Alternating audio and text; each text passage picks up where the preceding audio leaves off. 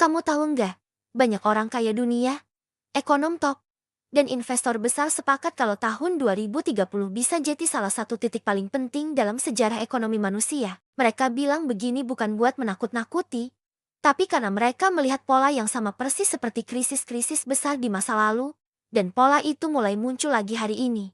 Nama-nama besar seperti Ray Dalio, Robert Kiyosaki, Michael Burry, sampai Peter Schiff, sering banget bilang kalau dunia sedang masuk ke fase akhir siklus ekonomi besar. Kenapa? Karena sejarah selalu menunjukkan, setiap kali utang dunia naik gila-gilaan, konflik antar negara memanas, inflasi tinggi, nilai mata uang melemah, dan sistem perbankan jadi rapuh, krisis besar pasti terjadi.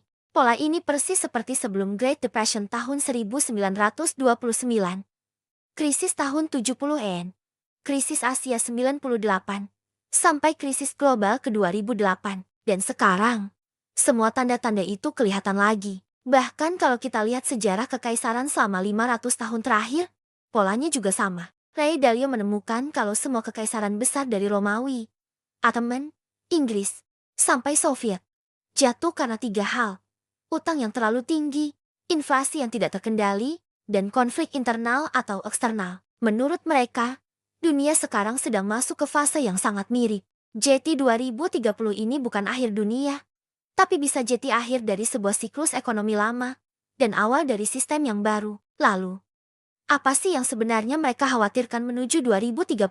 Ada 3 ancaman utama. Pertama, krisis utang global. Utang seluruh dunia sekarang sudah mencapai rekor tertinggi dalam sejarah manusia. Dan dalam sejarah, setiap kali beban utang sudah tidak tertahankan, krisis pasti muncul. Kedua, inflasi jangka panjang. Setiap krisis besar di masa lalu selalu diawali dengan inflasi yang sulit dikontrol, dan banyak negara sekarang berada di jalur itu. Ketiga, perubahan sistem mata uang. Dulu, manusia pindah dari sistem emas ke dolar. Para analis percaya, di tahun 2030, dunia bisa masuk ke era mata uang digital global, dan perpindahan seperti ini biasanya diikuti guncangan besar. Jadi, apa yang mungkin terjadi di 2030 menurut prediksi mereka? Dunia bisa masuk resesi yang lebih panjang.